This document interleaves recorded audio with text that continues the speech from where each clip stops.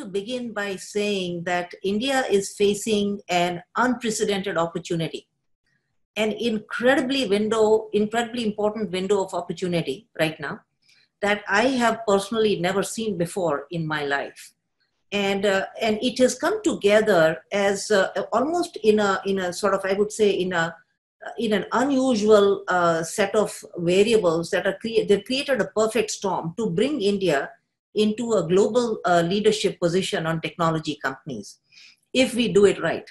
So it's on the shoulders of all of you, the young entrepreneurs in India, to take this opportunity and to really do this for not only for the country, but also for, I think for humanity, because we have the scale, we have the volume of engineering talent, of software talent, we have ready companies that are there in India right now, and we have, an unprecedented corridor between India and Silicon Valley, which has created this, powerhouse network that can accelerate our companies like never before.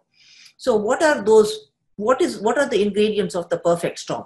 Number one, because of the pandemic, what has happened is that there is a whole bunch of new opportunities that are going to arise, which will reshape the way we live, the way we work, and the way we learn. So education, health, and work is all going to be redefined in a significantly important way when we come out of the pandemic. And there is nobody better than Indian startups right now, and of course US startups, to take advantage of this unprecedented opportunity.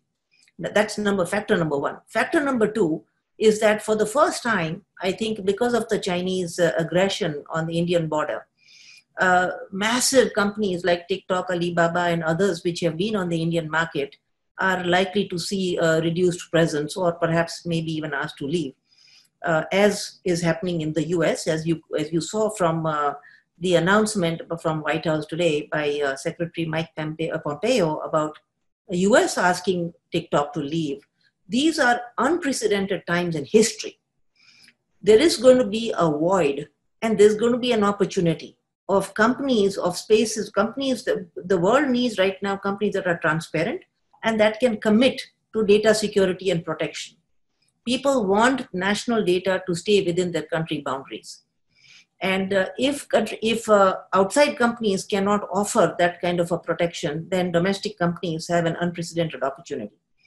And Indian companies, for the first time, and I'm sure that in Bangalore, Delhi, Gurgaon, Ahmedabad, all these places, all of you entrepreneurs are probably even more familiar than most of us about what are these opportunities going to look like. I can already see a flurry of activity in venture capital, in angel investments, and in pitch presentations from Indian startups about this new set of opportunities. The third thing that I think is an extremely important ingredient on this in this perfect storm is recognition by US venture capital that India is a massive untapped market, and everybody wants in on India right now. So as you can see, just today I saw an article in the Washington Post about new venture capital funds, new venture capital money flowing into fintech startups in unprecedented historic manner into US, UK, and Indian startups. In this hierarchy, China used to be on the top. Unfortunately, it has fallen to the 5th place now.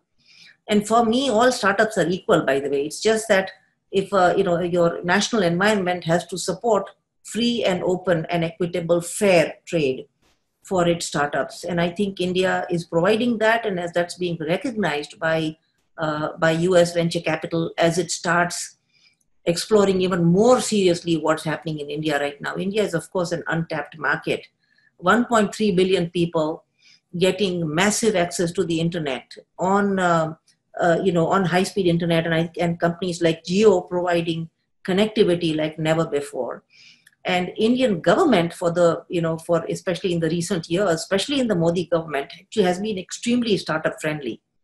And Indian government itself has been really active in partnering with the private sector in providing unprecedented opportunities for Indian startups to hit the ground running and to become truly global. One thing that I want to stress urgently to startup entrepreneurs who are looking at starting out, creating companies now, is that it's important to think about a global footprint from the get-go. Yes, it's okay to have Indian market as the initial market that you plan for. That's fine. And I think the next market that you graduate into could even be local Asian market. You could be selling to Vietnam, South Korea, Indonesia, which are huge markets. But as you plan your product and as you plan your global footprint, you must plan in such a way that that from the get-go, you are an attractive global company for even for consumers in the West, in Europe and in the US. For me, what is really exciting as a venture capitalist is that the Indian market is mature and ripe for the first time. It is in the first time in history we have seen companies that are very global from the get-go, and I think a lot of it has to do with the fact that existing mature companies like Paytm and Oyo and a whole bunch of companies that have been recently, Myntra and all of them that have been funded or that have gone global, they've all figured out a way in which to be global from the get-go. And so as those founders keep investing as angels in the Indian ecosystem, I think, we are not new to this game anymore. India is for the first time hitting the ground running as this new geopolitics shapes the startup environment. So remember that this is not just about the pandemic. This is about an unprecedented geopolitical environment also, where strategy is defined by data as the new oil. Remember, data is what everybody is gunning for right now. And with our 1.3 billion Indian consumers, we are going to be sitting on a gold mine if we do this right.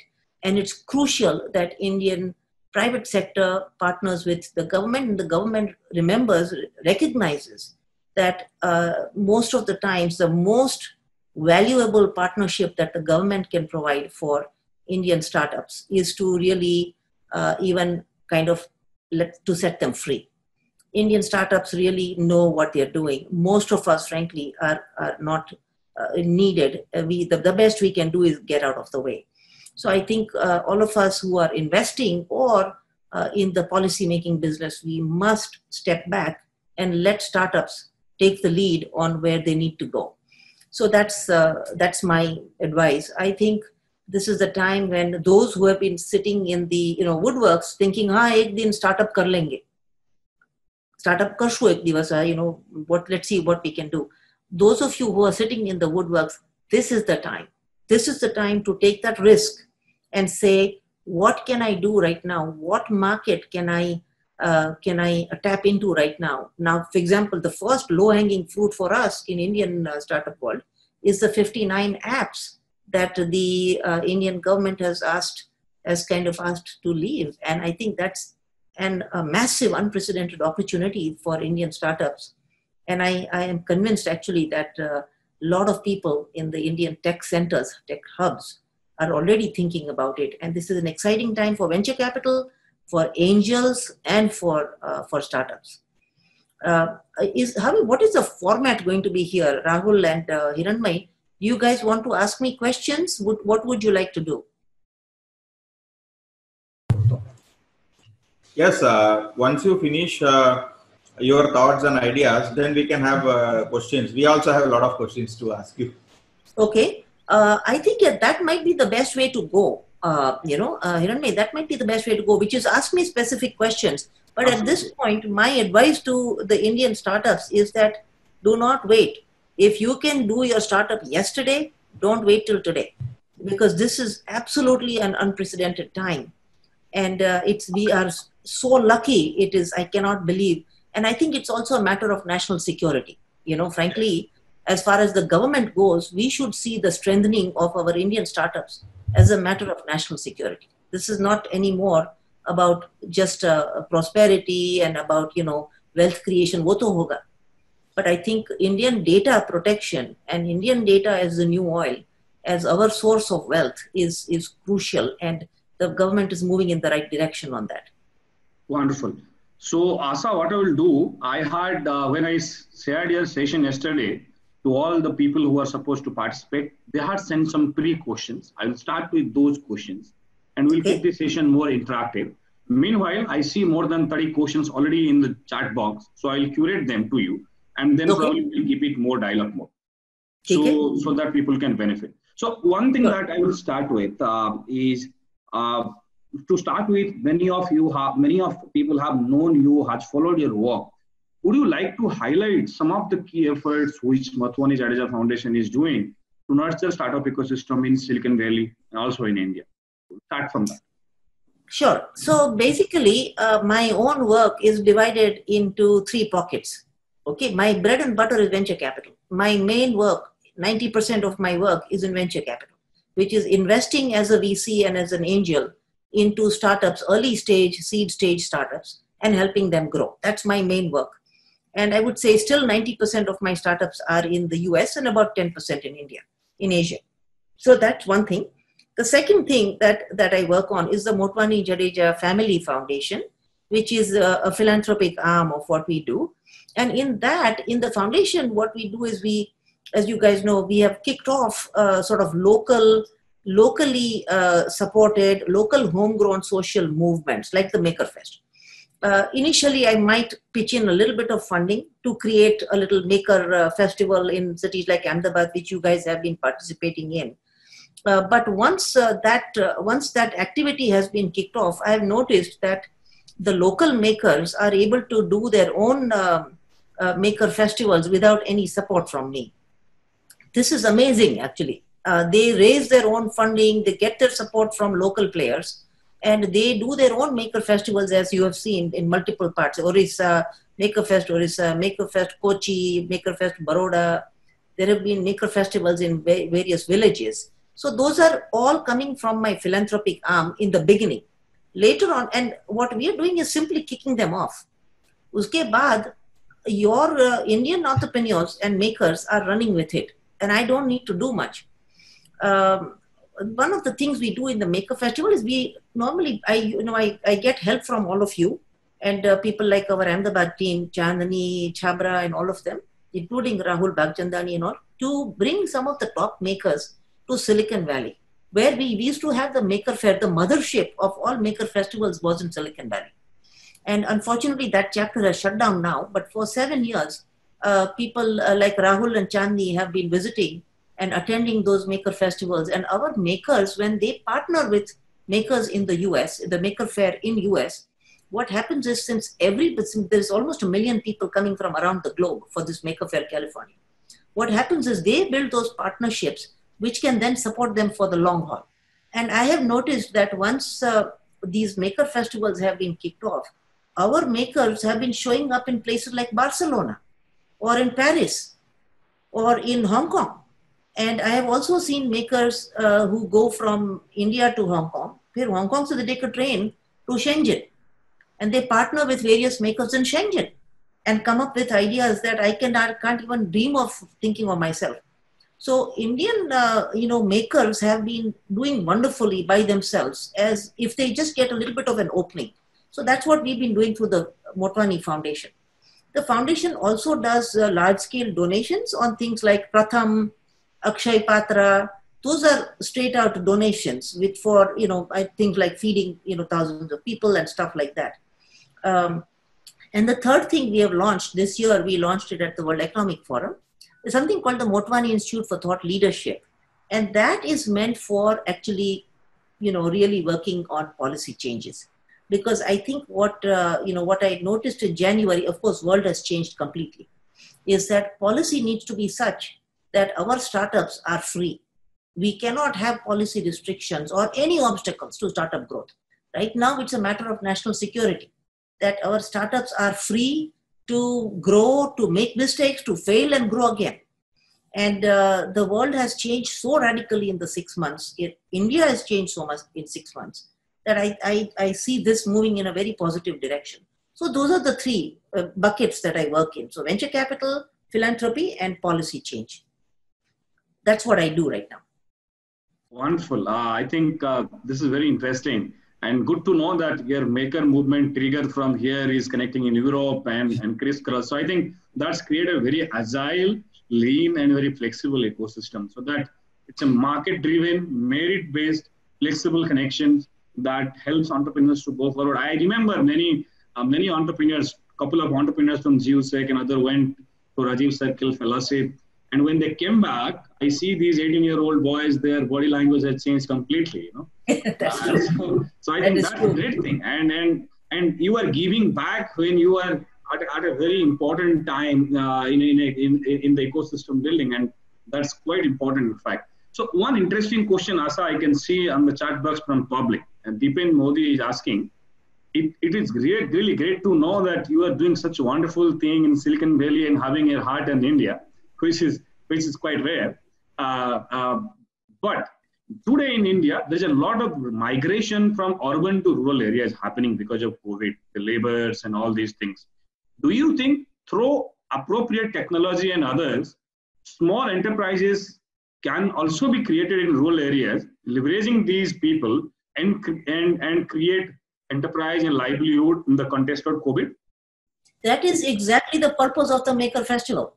The Maker Fest that we've been having here in May, which we started in Ahmedabad, the whole reason for starting Maker Fest was local problem solving by local entrepreneurs for local livelihood. So I think that as people head back to the villages in India, if they do, I think maker activities must be encouraged, funded, and accelerated in any way we can. Because makers jo hai na, they are not startups. You see, startups is a different matter. That's a whole different software company banao, this, that. Maker is a very different thing. Maker is a set of people who, some of the makers who you people know, they have been youngsters who are as young as 15 years old. They are the only thing that defines a maker is the following. I have a problem in front of me. My community has a problem in front of me. Can I solve it? Okay, that wo jo mindset jo hai na, that I think is for us, it's a gold mine to see that young person thinking like that, even if they don't have any money in their pocket. They're sitting there and saying, main kya kar sakta hu? What can I do for my community which can solve for that particular problem? Now, out of that activity comes option for livelihood. So a lot of our companies, for example, we have Shweta Joshi, one of our makers. I mean, she has already created a device which is selling. They're making money. As you guys know, there is the founder of Smith of Makerfest Baroda, Smith Banushali. What Smith and people are doing, they've opened a maker activity now, a maker space actually in Baroda. And they are, already churning out some revenues for themselves. That's a livelihood option. One doesn't have to, in the maker activity, one doesn't have to worry about IPO jana hai, company banani hai, wo kuch nahi karna hai. All you need to do is problem solve for local community and charge for it. And this is ideally suited for villages. So so I'm actually hoping that as soon as this whole COVID thing is under control, we will be now ramping up on maker festivals all over India. And right now, since we have an existing network right now of people that are doing maker festivals in India, we plan to leverage them and say each of these chapters must now do another 20 more that they can support in local villages. It's a must. And it will create small and medium businesses. It will create livelihood for millions of people that will be in the rural areas. And I can't believe my luck also. I mean, we are lucky that we even thought of this 8 years ago, because this is, it's an existing network of powerful network of makers now. And in fact, you started well before everybody could thought of. I remember the first maker phase that you did here, and I remember meeting you in the evening and you hustling out to get it a make show. And first time when Times of India made a title maker show, many people got introduced to the term first time. So yes. I think that's very interesting to see that how to drive ecosystem. So Nagarajan sir has some set of questions to ask to you from the ecosystem perspective. Over to you, sir. Sure. Yeah. So I am so happy to note the kind of work you have done, because you have worked on the venture capital, risk capital side, looking at say 10x, 20x sort of returns and having a different set of parameters and valuations. On the other side, I am so glad that you have balanced this Maker Fest and these kind of rural initiatives also, where we are bringing the growth hacking mindset to a innovation in the rural areas, which is having an inclusive aspect. So even in iHub, we are looking at, not creating unicorns in the valuation sense, but creating impact unicorn sort of thinking. And I am also looking at, you are representing the Silicon Valley ecosystem. So you are representing that side, which is looking at enabling the ecosystems, not just looking at opportunities for, investment, or that thing is always there. But so I would like to look at how do we enable the connect between the Gujarat ecosystem. Broader Indian ecosystem is there, but right now we are focused on Gujarat and Gujarat ecosystem, how we can connect better and have a seamless, escalation or emerging gateway to reach a sort of Y Combinator. One of the purpose of this 100 webinar series, we are nearly reaching a century, is to transform all those thoughts and push it into the areas hitherto which has not been reached and all that. So how do we make a connect between the sort of say Gujarat ecosystem as a whole? We have 4 major cities. Now we are branching up into all the districts. How can we think of a vision to have a, sort of synergistic connect with the Silicon Valley? Well, with the Valley, you already have a connection, Mr. Nagarajan. You guys already have a connection, not only through me, but also through TAI and through various other entities. Okay, so you guys already, look, you guys have Silicon Valley in your pocket. वो चिंता है ही नहीं अब तो. Okay, and remember that what is amazing is that it's not just big companies like Google, Microsoft, and IBM run by Indians, but even a whole bunch of small and medium startups have Indian founders. So you guys already have that connection. I think the key thing right now is to really find the top entrepreneurs, okay, even if they're coming out from rural areas, through the maker and through the maker movement. Maker movement is important. Why? Because it is about problem solving. It's about immediate local problem solving. Okay, and as those makers graduate from age 10 and 11 and 12 into, becoming age 20 and 21 and 22, by the time they go through that 10-year cycle of entrepreneurship, trial and error, learning and failing and learning again, they will be ready after that to, because I'm myself seeing this. Some of our own makers that we, that we worked with in 2013, when I first started the Maker Festival, they are now in college. And these kids don't need us anymore. They've already gone by themselves all across the globe and made partnerships. They've created companies, they've launched their own products, and they've learned. Some of them have, some products have worked, some have not worked, but they are learning fast. And I think that is where people like yourself, Mr. Nagarajan, need to play a role in making sure that this maker activity really brings out makers, entrepreneurs from the last rural mile. And I think, I don't know where Geo stands right now, but I hear that Geo has a deep reach into Indian rural areas also now. Is that true? That I can add some inputs on that, because I have been in this domain for last 5 years, especially the rural connectivity part. Okay. And Maker Fest is maker activity is something which I also truly believe. I would like to share some of the experiences which I had done in Sabarkanta and then Aravalli. Aravalli is a tribal district, and recently what we did was, when I was a collector there, we trained 100 primary school teachers and middle school teachers on scratch programming, because we were looking at something which is not, capital intensive. Right. It could be started off free, and whatever device you have, you can work on it. And we try to work with a local organization to create a booklet of scratch programming. And we trained these 200 teachers and told them, you teach 10 students using this book and little bit of computer, whatever is available here and there. And we had a taluka level competition and then district level competition. And it's the same solution mindset for the local problems. And we could see that the children actually created a lot of solutions, especially in water conservation, climate change, and all that. So the real transformation happens in having a maker mindset that is there. That is how do we scale it in a policy? That is a challenge. And for the rural connectivity part, just for your kind information, in 2014, there is a taluka called Khed Brahma where we created Wi-Fi in all the Gram Panchayat in that village on a revenue sharing model. And then it was taken as a good practice to do a revenue sharing model in rural innovation. That time Jio was not there in the picture. Right now what it has done is do tier 2 and tier 3 cities and a little bit bigger villages. Geo connectivity is available. I think it is much better than what it used to be.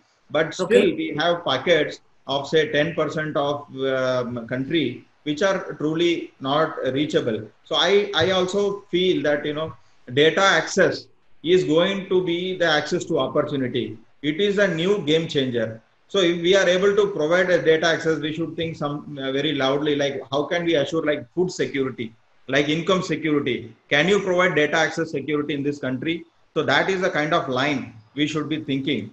And for the Maker Fest, we are also looking at enabling more people doing hands-on activities. iHub and the Student Startup Innovation Policy, we have conducted series of hackathons. Just to put you things in perspective, just imagine that almost all the faculty in Gujarat in higher education, technical education, they have heard a hackathon, they have been to one, they have seen someone participate in hackathon. There are faculty, say 20-30% of faculties who have done 3 hackathons minimum. So in the first hackathon, they understand there is something called hackathon. In the second one, they prepare better and they say, this time I'm going to do something. In the third one, they get so confident that they think it's my game now. I'm going to see how much I can play it well. And then they are able to make a difference to the students' mindset. First, they have to go through this journey, the teacher. And then he is always there because he is not going to leave his job. His job is just now enabled with a change maker mentality and with innovation and startup in mind. So truly, now we have to think at how do we scale this maker phase and these kind of activities on a low infrastructure footprint, on a low cost but high impact model. Since you have worked with people like Sugata Mitra and all, I'm sure that is the kind of things you are also attempting. I especially loved the concept of school in the cloud. Enabling access to digital technology, say a small touchscreen device itself is going to change lives for an Anganwadi child in a rural area. That I have seen personally also. That is one of the things that drives me in this ecosystem, to connect the impact side with the entrepreneurial side and make it work in a different magic that could suit India. So wonderful things that you have also shared. What do you hear? Yeah, please. Mr. Nagarajan, what I would recommend is that, work with us jointly, okay? Maybe work with our Motwani Foundation. How about we start out with a few pilot programs which combine Maker Fest with school in the cloud. And I'll tell you why. So one thing about Maker Fest is that, remember, anybody can do their own Maker Fest. So one could have, let's say, Maker Fest Paladi or Maker Fest St. Xavier's Loyola Hall, okay? Where all you need, you can say, I'm going to do a Maker Fest under a tree. I'm going to call people from my local housing colony, okay, who are interested, let's say, in water purification or in solar tinkering for solar devices, right? I'm going to have a Maker Festival where we get together with some bhel and chai puri for one weekend and we show what inventions we've made. Parents also come, children also come, and everybody get together. It's a community event, right? It could be under a tree. Infrastructure ki bilkul zarurat nahi hai. There is nothing needed. People can volunteer. And I have noticed in our own Maker Festivals that various mothers and fathers have shown up and they have helped us with everything. They have put together tables, they have put together tents. Some parents have come and put together lighting. And they have helped us like nobody else. And we've got all resources for free. Like CEPT University gave us a parking lot for free. There was our first Maker Fest, NID, Mr. Pradyuman Vyas was running it at that time. Pradyuman gave us free, again, I think it was like a parking lot or a lawn or something that we got for free. 80 volunteers from the NID put together all the, the booths and all that. So what I'm saying is that it doesn't take a whole lot. It's just a matter of igniting few people, just saying, look, here is XYZ. Let's say you know somebody in Sabarkantha who has got a maker mindset, who's an inventor type, catch hold of that person and say, "Ki dekho, ye Maker Fest karna hai abhi. Will you run with it?"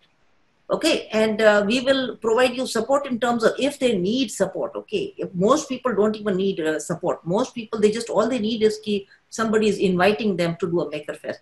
What we can do, Mr. Nagarajan, is we can maybe just to excite young people a little bit, we can say that the winners, top 5 or 10 winners, will go to Maker Fest New York, let's say, or we'll go to Maker Faire in Barcelona, right? We can provide that. I mean, that's where Motwani Foundation can come in. But where the Indian Gujarat government can come in is in helping us expand this now, okay, to multiple other villages. And then I think we should definitely start school in the cloud pilots. Just so you know, somebody from Pakistan had reached out to me. It was a husband-wife team. And they're based in Karachi, Gujarati couple. And they wanted to host school in the cloud in really a terrorist-infested area in Fatah and all those places. They set up 50 schools in the cloud, this husband-wife. Wonderful. And they said that the results were phenomenal. I was afraid in the beginning. मैंने सोचा कि the clergy may not like this idea कि यार ये foreigner कोई आ रहा है, that to Indian lady, she is supporting some school in the cloud for these children in Waziristan, right? Completely terror infested. But you won't believe the clergy, the Maulvi Sahab was also saying, "Arey, ye to aapne kya kamal kar diya, hamare bacche bahut khush hai." So, listen, the world is hungry. We might sit there and say, "Arey, baap re, ye terrorist ke saath baat nahi karni hai." But let me tell you something. The world is hungry for growth, for learning, and for seeing their children happy. Anybody who can provide that, people thank you for that. And for me, the results have been phenomenal. And I really think that the school in the cloud concept is one of the most powerful things that Professor Shugata Mitra created. Actually, it is his mind, it is his brainchild. And we are all lucky to have access to that. So what we did, Mr. Nagarajan, is in Ahmedabad, in the Vikas Gura, where we set up our first school in the cloud in Paladi. Shugata Mitra's team in Pune gave us all the content. And IIT Gandhinagar kids, they hacked up a 2 terabyte, all that content was on a 2 terabyte hardware drive, which we installed in the school in Paladi. And the girls, it was a girls' school, Vikas Gura is a girls' school. The girls played around. The key ingredient for that, it has to be a group effort. The girls have to work in a group, the girls, boys, in a mixed age group. Okay, so ages 8 to 12, that is ideally the best ages. And for now, unfortunately, since school in the cloud content is mostly in English, we are looking at, some schools where children have some access to some knowledge of English, but it's not necessary. We can, based on the school in the cloud model, we could also get the content on in regional languages. I think Gujarati would be a first start, would be an excellent start. And we would love to partner with the Gujarat government and yourself to create a combination of Maker Festivals with schools in the cloud, with connection with Maker Fest California and Maker Fest New York for the winners. And it would ignite the imagination of these children. Let's do it. Here, give me a piece of paper. I'll sign on the screen. And Asha, this session has created a lot of opportunities, and your proposal is accepted right away. And Gujarat government will certainly put resources. iHub तो करेगा. हमारे पास एक अच्छा campus है. अगले बार जब आप आएंगे, so we'll definitely host you, and we are in for it. We'll definitely get into going. We'll scale it up. We'll ensure that we are hitting the net. So one question, Asha, that I can see from audience is, आपने बताया कि technology front पे, digital technology front पे तो बहुत अच्छा से हम लोग कर सकते हैं. एंड दीपेन इज आस्किंग, जो अप्रोप्रिएट टेक्नोलॉजी के बारे में आपने बात किया, ऐसे ही अप्लाइड टेक्नोलॉजीज हैं जो अलग अलग एरिया में काम करते हैं. जैसे कि मान लीजिए कि इंडिया में सबसे बड़ा कोस्ट लाइन है, फिर भी हम सेकेंड लार्जेस्ट फिश प्रोडक्शन करते हैं. चाइना उसमें भी हमसे आगे आ जाता है और 12 गुना ज्यादा फिश प्रोडक्शन करता है. तो हमारे जो रिसोर्सेस हैं, we have the largest coastal belt. तो जहां पे हमारे पास रिसोर्सेस का अबंडेंस है, जैसे फिशिंग है, उस इलाका में हम लोग किस तरीके से, China is one case, but how can we be the global leader even in enterprising in that areas? So Hiranmay, let me just, I have to warn our Indian children and our Indian startup entrepreneurs. We have no competition with China. Let's face it that China is 5 times bigger than us in economy. China is a rising superpower, and we in India must say, we must be really guju about it. We should say, भैया आप रखो title, आप बन जाओ superpower, हमें नहीं बनना है. We want peace and prosperity. Okay, India is not in any global. Look, we just don't want the Chinese coming and chomping up our territory. We don't want them eating up land in Ladakh or in Akshay Chin and saying, oh, we just put up a few tents and we now have access, now your territory is ours. We don't want that. And Modi has shown very beautifully right now. We have pushed back China right now. And Modi is the first Prime Minister of India who has shown his exercised his muscle in pushing China out. And I think he is on the right track. Our Indian government at the center is doing a fantastic job of keeping China under control. But we do not want to be, China is a much bigger country. It's much ahead of us. And we don't want to waste time competing with them. We want to do what is best for us. Okay. Now, in terms of taking a global share out of other countries, it is possible if we had a little bit more protection from our federal government. Okay, we need protection for our own startups, just like how China protects Alibaba, China protects Baidu. Indian government, the central government needs to protect our Indian companies, but that's at a larger scale. As far as fishing and solar and all those technologies go, yes, we would need to scale up. But remember, Indian mindset has changed in the last 2-3 months. We have, after the Chinese aggression on the border, we are waking up as a nation. And we are saying we are not going to let anybody push us around. We are not going to let anybody come and bully us. We are not going to let anybody come into the Indian market and eat up market share from Indian companies. This is the first time. So I'm thinking कि वो हमारा जो बलिदान जो हुआ हमारे बच्चों का, those 20 people that were killed in Ladakh, I think वो जो बलिदान जो हुआ है ना, that has triggered an awakening in the Indian mindset that I have never seen before. Indians are saying that Indians are becoming security conscious now, and Indians are saying that we will create our own, domestically developed products and we will protect our market now. This is a very new mindset. This is just a month or 2 months old. This is an excellent start. So you're right, Hiranmay, this question about fishing, for example, we need to have a deployment of software and hardware. Hardware to hai, let's say nets, intelligent netting companies, intelligent fishing vehicles and all that is there, but it has to be connected to software. So there is one company that I know is invested in by a bunch of people from Silicon Valley. It is I think it is a Bangalore-based company. I think it's called Fresh to Table or something like that. Okay, basically it's a company out of Kerala or something. And what was it called? Farm to Table. Farm to something like that, right? So that company, what it has developed is simply a software app where the fishermen on the sea, they have this app where in the app they can say, "Ke bhaiya, aaj we have 1,000 fish of this quality and 200 dolphins," or whatever they've picked up at the sea. And that goes straight to the consumers in Bangalore. So I, sitting in my apartment in Bangalore, can say, "Bhaiya, mere ko kal 3 kilo pomfret chahiye." And that Indian startup is providing that real time. It's amazing. So fishing industry, you're right. It has to be, you have to marry the software and these apps with some of the latest, fishing technology, the hardware technologies. And I think their government needs to play a role in making sure that our fisheries sector, our fishermen have access to the best, even if it is just in terms of loans. We need to provide those loans, and Indian government can provide that. Wonderful. I think you rightly mentioned both sides we need to play, and as you mentioned, we don't need to compete, but we can be numero one, but leveraging resources and doing our national interest. So one question, madam, you have been closely working with Stanford and other universities. And these are universities who have played critical role in shaping the ecosystem in Silicon Valley. And probably today Silicon Valley because of these institutions.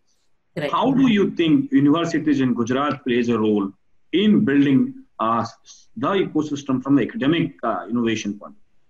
So there, I think the secret is, Hiranmay and all of you, please remember, we need to set the bar high.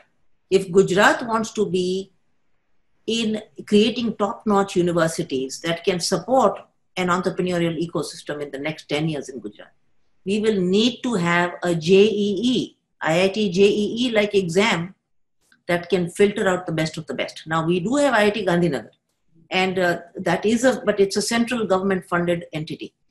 That we need to have that standard even though we have university network which everybody will have access to. We need to have similar set of exams that can filter out some of the top students in Gujarat to be part of Gujarat University. And I've spoken to Rahul about it at Gujarat University at GUSEC in saying, how do you encourage that kind of a testing and then prepping, right? Or maybe partnership with IIT Gandhinagar or something. We need within Gujarat more IIT type of entities which will have, very strict filtering systems. So, look, sure, we need to have education for the millions. But the truth of the matter is there is 1 in 1,000 is a genius. And we don't want to lose that genius. Okay? We need to recognize that people come in different shapes and sizes and different intellectual capacities. We don't want to lose that genius.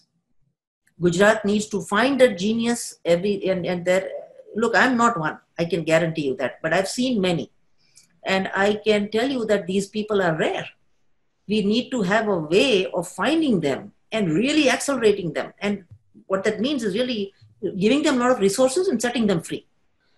Now, IIT Gandhinagar, thankfully, is right here. It's right near Ahmedabad. It's right there. And Sudhir Jain, who runs IIT Gandhinagar, is one of the most proactive IIT founders I have ever met.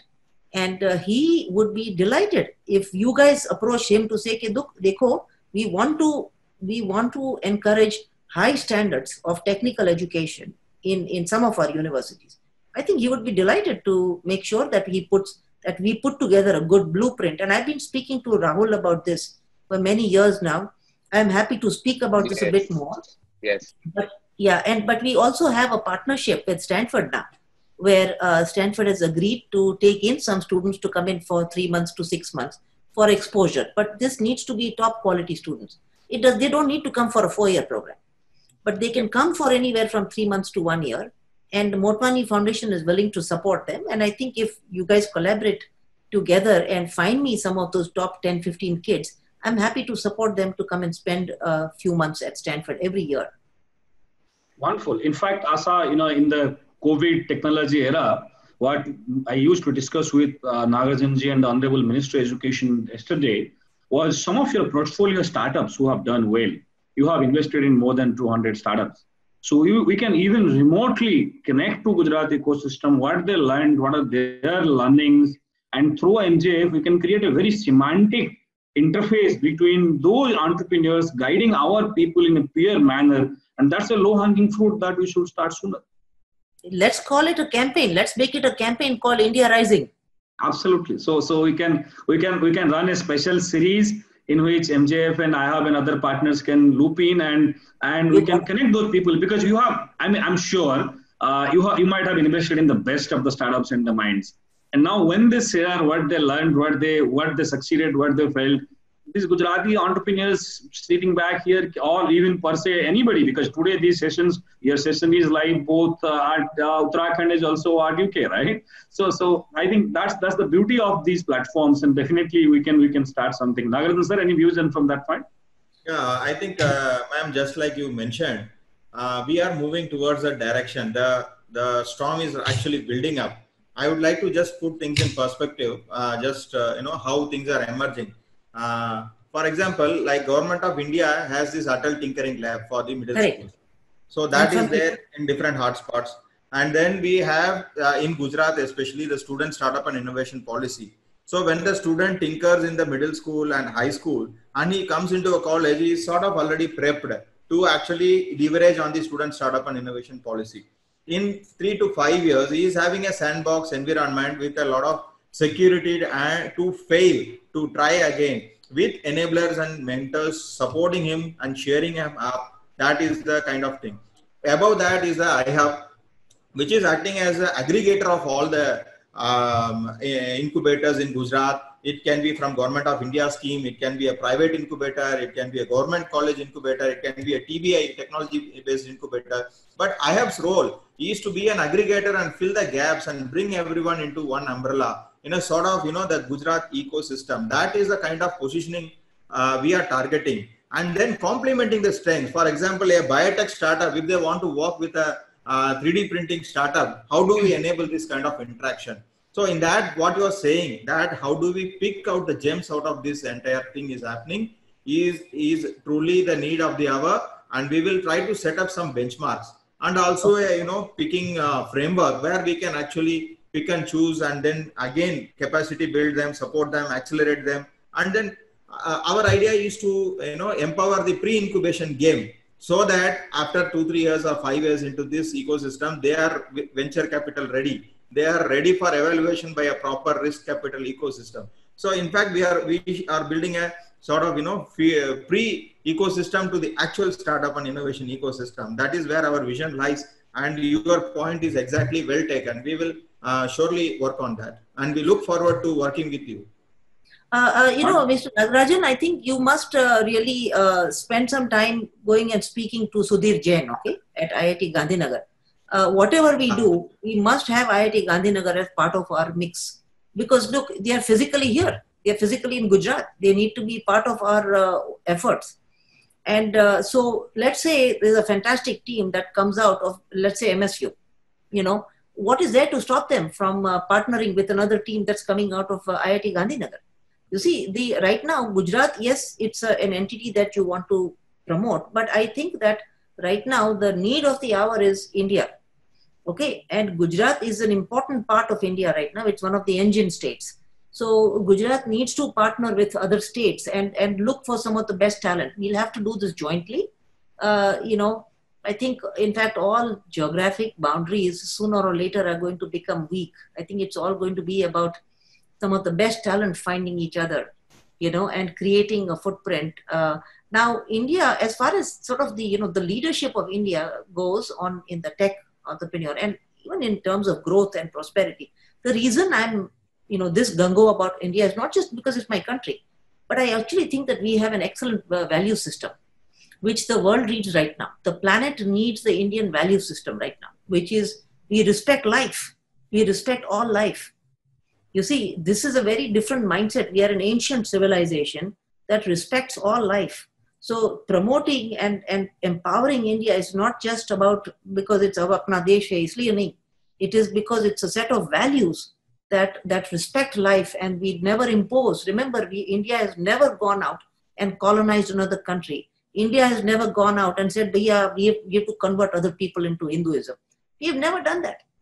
As a nation, we have respected life, all life. As a civilization, and we are not even a nation, we are a civilization. As a civilization, our value systems are so important that we have forgotten that. In the scramble towards the global this and global that, we have forgotten that our value system is what, the best minds of US come to India, seeking those spiritual, those powerful values that respect human life. Dekho, hum log aaj hai, kal nahi hai. Okay. What is a good world? What is the best world that we are leaving behind? That's the question. And for that, the Indian value system is extremely powerful. So I think that supporting and accelerating India is an extremely, should be on the world map right now, should be a world priority. I frankly even feel that even on food, I think that, after this whole pandemic, the level of what people are consuming in other parts of the world is simply not sustainable. We cannot be having wildlife at this scale that we are eating at the rest of the world. Indian emphasis on healthy, locally grown, plant-based food is a massive win for us. It is huge. We don't have to convert Indians into saying, "Bhaiya, aap jaake thoda all vegetables kha lo." We Indians already have that value system. Yes, we might enjoy our chicken once in a while, but we as a nation, we are a plant-based eaters. We are a plant-based nation consuming plant-based food. These are value systems that we are only recognizing now as extremely important value systems that can sustain the whole planet if this was adopted. And people are looking at India right now on leadership, even on food consumption. Wonderful. Asha, I remember once we had a conversation a few years before, and you had commented about Indian incubation ecosystem or the startup support ecosystem need to alter a little bit. Rather than doing more incubators and all, I remember you texted me saying that we should have more makerspace, more accelerators, more things. Would you like to little throw about what should be our priorities in terms of creating the support system for the startups? So I think if you ask me if I had a wand, a magic wand in my hand, what I would say is that, let us say if Indian government spends let's say 400 crores on buildings, right? On building incubators. Now those are buildings. If we look at that spending, if that 400, or I think it's more like 4,000, sorry, if those 4,000 crores were diverted from building buildings into real entrepreneurial activity, I think that money would be much better spent. And this is something that I've been writing about a lot on my Twitter and Facebook posts and so on. And I spoke to the Indian government also, and I spoke to both the Department of Science and Technology. I spoke to some people at Niti Aayog. And I said, look, is it possible for us to divert those 4,000 crores from empty buildings into real entrepreneurial activity, which means supporting entrepreneurs with a little bit of seed funding, or maybe even travel in international competitions, or go to an international competition in France or in UK or in Hong Kong, or in Singapore or something, and get exposed. Singapore has some excellent hardware and software incubators that provide this kind of training. So I think that those 4,000 crores that the central government spends on buildings, those buildings are largely empty buildings. Up incubator spaces, dekho, but those they're not needed. Most top entrepreneurs work out of a garage or out of their bedroom. Who is sitting there and sitting in an incubator? Most people are sitting in a grandma's bedroom or a garage, right? That's so that money. This is precious Indian taxpayer money that needs to go into the hands of real entrepreneurs, not buildings. That should be changed. Yeah, that must be changed. So what you were saying is only the hardware per se of the ecosystem is one aspect, but you need to have the software aspect of it. Only buildings will not work. You need to have those auxiliary support systems which can further support it out. I think that's a very interesting point, because if infrastructure could have been done, then a lot of countries have infrastructure, mindset, and all the support systems. I mean, many people say me that even in US there is one Silicon Valley, right? If infrastructure could have done everything else, it could have been in all 50 states, right? So absolutely. Yeah, so that's important. So one question that we'd like to know about is, more than 200 companies you have invested at. From where they come from? Are they from any specific geography, specific sector? What's the broad outlook on that?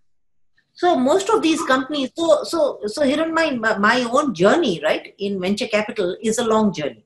I started out in 1996, 97, and started out accidentally, actually. I did not start out as a tech person or as a venture capitalist. I happened to be somebody who was hanging around my husband, my late husband. It was Rajiv Motwani. It was Professor Rajiv Motwani at Stanford, who was the real champion of startups. And I, as a spouse, was just hanging around. And I think it was lucky that I was there at the right time when Rajiv and his students and faculty and other people were, creating things which would have a massive impact on the internet. Once they recognized the power of the internet, and once they recognized that the internet was largely mathematics and computer science, once they recognized that, they took charge, right? Everybody, look at the number of companies that have come out of Stanford and its ecosystem. So I happened to have started in those days. So a lot of my early companies were investments made by Rajiv. Some of it were Rajiv and me. Some of it was just Rajiv himself. And after Rajiv passed away in 2009, I continued investing in some companies which were started by his students, who are now on to third and fourth company and fifth company. So my own 200 or so, in fact, maybe more startups now are almost 90% in Silicon Valley. That's simply because those are relationships that we've had for 20 plus years now. And a lot of them have emerged from Stanford, UC Berkeley, couple from MIT, but very few, one from CMU, one from Princeton, but 99% from Silicon Valley. And it's simply because we live here. Rajiv and I, we've been a Stanford family for so many years now. And as a result, those are relationships that we have built. And I've invested in those relationships because these are trusted parties. Now, that said, I have started investing in India, in Indian startups in the last, 10 years or so. Yulu Bikes, for example, is one of the IIT Kanpur guys who's set up Yulu Bikes in Bangalore. That's one of my companies. Then a bunch of companies that you guys have sent me, Rahul and people have sent me these companies from Gujarat. There's a couple of companies that I funded from Delhi. There's Nimble Technologies that Raghav Gupta founded in Bangalore. Cradlewise, some of my makers now have started going back to India, and they are becoming my venture army. So, one of the teams, when my maker teams, right? In fact, they started in Ahmedabad Maker Fest. Remember, Bhavya Shah and Atur Mehta started in the Maker Fest in Ahmedabad in SEPT University. Square and Off. Rahul, what is the name of that company? Yes, they did. Square Off. It's called Square Off. Square Off. The chessboard, yes. So I have now handed over the responsibility to find me some of the best companies to Bhavya and Atur. So Cradlewise investment was actually made by them, not by me. They did full due diligence. They found Cradlewise and they said, Asha, we want you to invest XYZ in this company. And I kept my eyes closed. I have no idea who is Cradlewise. I trust them and they've invested now for me. So that's the model I'm deploying for future also, which is leverage young people like yourselves to take time off of my shoulders.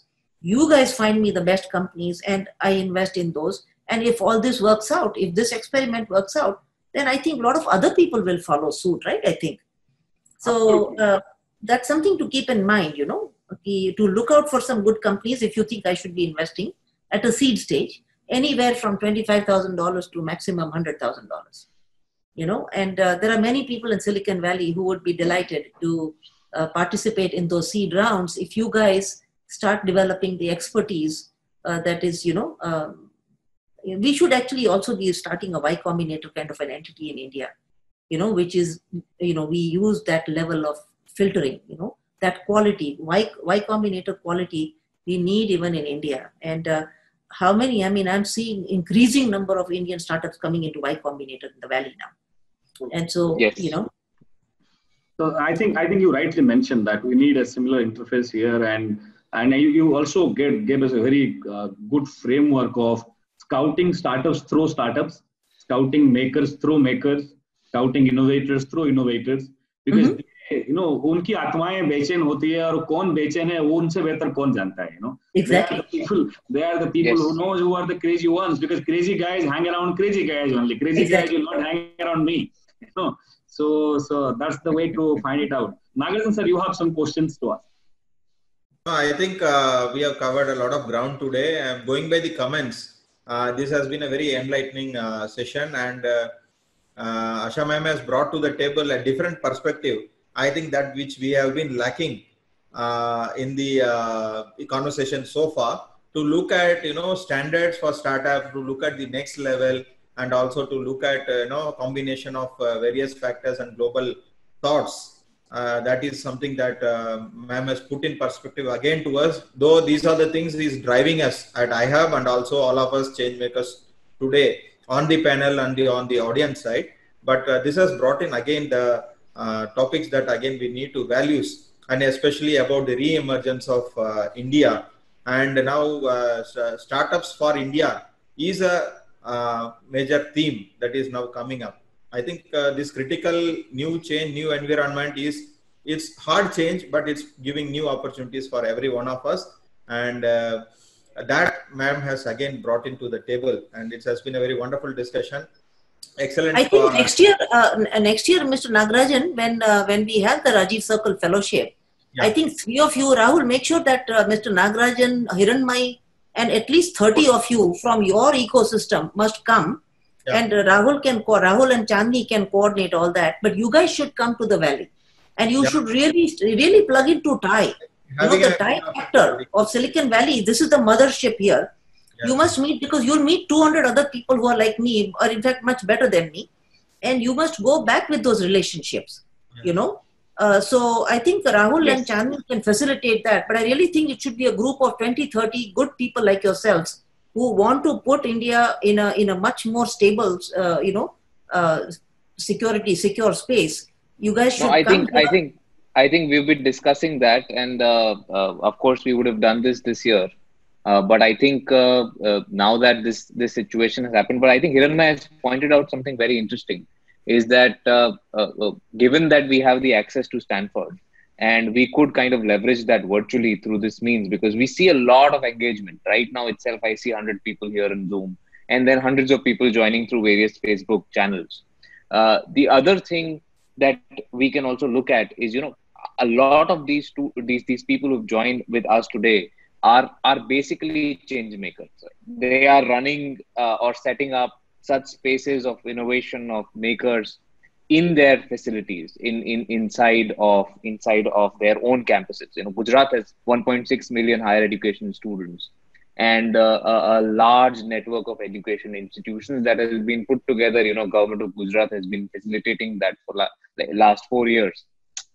Instead of building a new Y Combinator, Asha, my suggestion here would be, why don't we capacity build these existing systems that are coming in place, bring them at some level playing field, so that they aspire and they follow those practices that Y Combinator usually does, because it's an approach, right? The Y Combinator is an approach, and it is a method. We have it's a methodology. Exactly. Right. Yes. So we kind of bring all of our incubators, all of our institutions under SSIP, Hiranmay. We can kind of bring them to that level playing field, bring that methodology in place, and that could be done through our SSIP network very easily, and all the organizations that are existing right now. But yes, we would that would be a fantastic if 20-30 of our change makers out of the SSIP and iHub network could come out and actually explore Silicon Valley next year. So Rahul, what I recommend, that's a fantastic opportunity. Sure, Rahul, what I recommend is that just like how we've been bringing makers, we've never had policy makers come along. So people like Mr. Nagarajan, who are proactive policy makers. There are people like that I ran into in Hyderabad and Bangalore also. So these are young policy makers, young IAS people, young policy makers.